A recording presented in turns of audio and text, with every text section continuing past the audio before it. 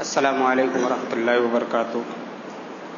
الحمدللہ رب العالمین والصلاۃ والسلام علی اشرف الانبیاء والمرسلین نبینا محمد وعلی آلہ واصحابہ اجمعین، اما بعد۔ سامعین کرام، تمام تعریف اللہ رب العالمین کے لیے ہے جو ہم سب کا خالق، مالک، رازق، پالنہار ہے۔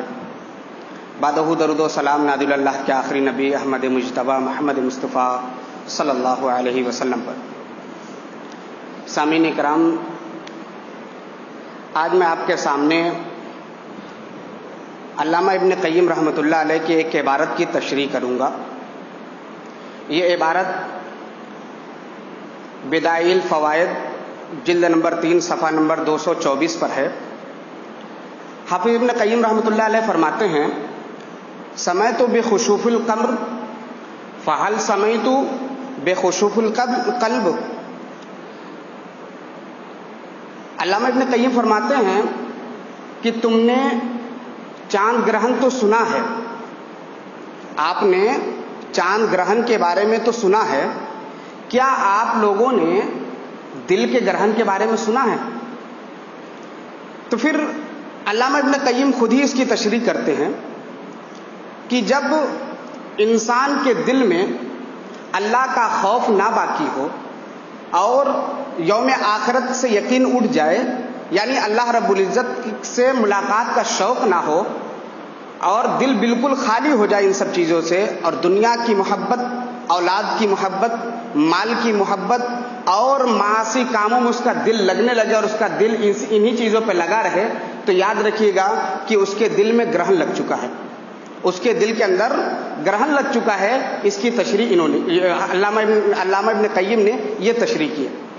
اور اس بات کی تحقیق یا اس بات پر علامہ ابن قیم نے جو بات کہی اور پختہ ہو جاتا ہے میرا یقین، کیونکہ نبی صلی اللہ علیہ وسلم کی ایک حدیث جو ترمذی شریف میں حضرت ابو ہریرہ رضی اللہ تعالیٰ عنہ سے روایت ہے 3334 نمبر پر، اللہ کے نبی صلی اللہ علیہ وسلم نے فرمایا: ان المؤمن اذا اجنب کان نقطۃ سوداء فی القلب فان تاب ونضع سکل قلبه فان زادت ويعلو حتى يعلو قلبه۔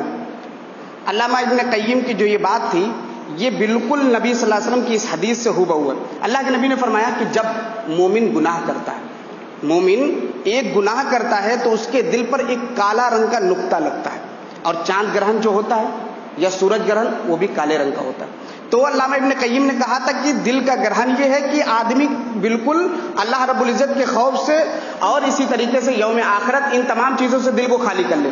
اللہ کے نبی یہاں کہہ رہے ہیں کہ جو مومن ایک گناہ کرتا ہے تو اس کے دل پر اللہ کالا نقطہ لگا دیتا ہے، اگر وہ توبہ کر لیتا ہے اور اس معافی تلافی کے بعد اس گناہ سے رک جاتا ہے تو اس کے دل کو دھل کر صاف کر دیا جاتا ہے۔ لیکن جب بار بار اس گناہ کو کرتے جاتا ہے اور اسی گناہ میں لگا رہتا ہے تو پھر اس کے پورے دل کو کالا کر دیا جاتا ہے، یہاں تک کہ اس کا دل کالا ہونے کے بعد اب وہ اللہ کی اطاعت اور اللہ کی فرما برداری سے دور ہٹ کر اللہ کی نافرمانی کرنے لگتا ہے، رسول کی نافرمانی کرنے لگتا ہے، دنیا کی محبت میں اتنا مست ہو جاتا ہے کہ اس کو حلال اور حرام کی تمیز بھی نہیں رہتی، وہ حلال اور حرام کے بارے میں بھی بھول جاتا ہے۔ تو اگر ایسا معاملہ جب ہونے لگتا ہے تو دل کے ساتھ ساتھ اور چیزوں کو بھی اثر پڑنے لگتا ہے۔ علامہ ابن قیم رحمۃ اللہ علیہ اپنی کتاب روضۃ المحبین صفحہ نمبر 441 پہ عبداللہ ابن عباس کا ایک قول نقل کرتے ہیں: ان للحسنات ضیاء فی الوجه ونورا فی قلب، کہ جب آدمی نیکی کرتا ہے تو اس کا چہرہ روشن ہونے لگتا ہے، اس کا چہرہ چمکدار ہو جاتا ہے، ونورا فی قلبی، اور اس کے دل میں ایک روشنی پیدا ہوتی ہے، اس کا دل منور ہو جاتا ہے۔ اور پھر اس کے بعد فرماتے ہیں آگے کہ وسعتن فی رزقی، اس کے رزق میں برکت دے دی جاتی ہے، کشادگی کے ساتھ رزق ملنے لگتا ہے، اور وقوتن فی البدنی، اور بدن میں طاقت دے دی جاتی ہے، اور ومحبتن فی قلوب الخلق، اور لوگوں کے دلوں میں اللہ رب العزت ایسے لوگوں کے لیے محبت ڈال دیتا ہے۔ یعنی کون لوگ ہیں؟ جن کے چہرے کو روشن کیا جائے گا، جن کا دل منور ہوگا، جن کی روزی میں برکت دی جائے گی، اور اسی طریقے سے ان کے بدن میں طاقت دی جائے گی، اور لوگوں کے دلوں میں ان کے لیے محبت ڈالا جائے گا۔ کون ہے؟ نیک کار لوگ ہیں۔ لیکن آگے عبداللہ ابن عباس کہتے ہیں وَإِنَّ لِلسَّيِّئَاتِ سَوَادًا فِي الْوَجْهِ، اگر کوئی گناہ کرنے لگتا ہے تو اس کا چہرہ کالا پڑنے لگتا ہے.